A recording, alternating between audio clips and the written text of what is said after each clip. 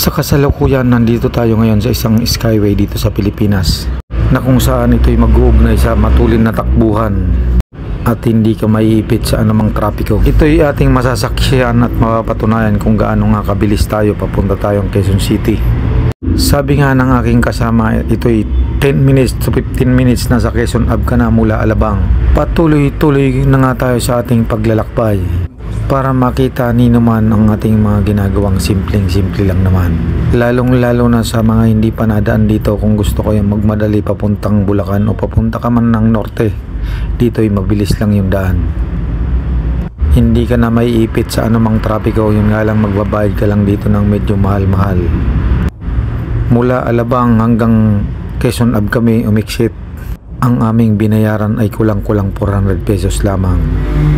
Pero kung magpupunta ka sa kailaliman, sa mga dating daan, siguro matatakbo ka na hanggang 3 oras yung takbuhan. Kaya para sa akin, itong aking nakita at nasaksihan, ito'y mabilis lang na daan.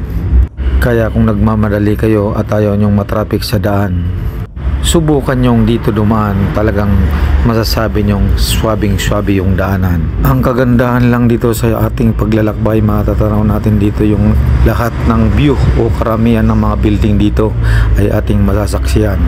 Iba't iba mang hugis o forma ang ating nakikita, pero isa lang yung kanilang pinadarama, yung kanilang kagandahan.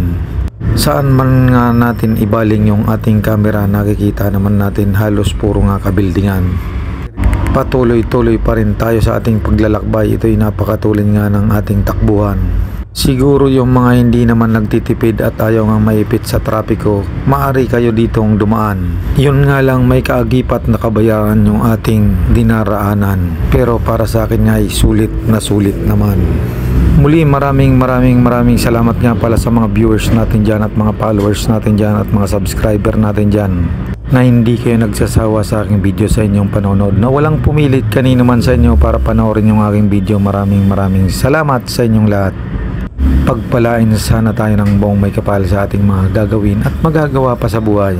Ako nga i-exit na nga pala dito sa Araneta Avenue, papunta na tayo ng Quezon City Circle.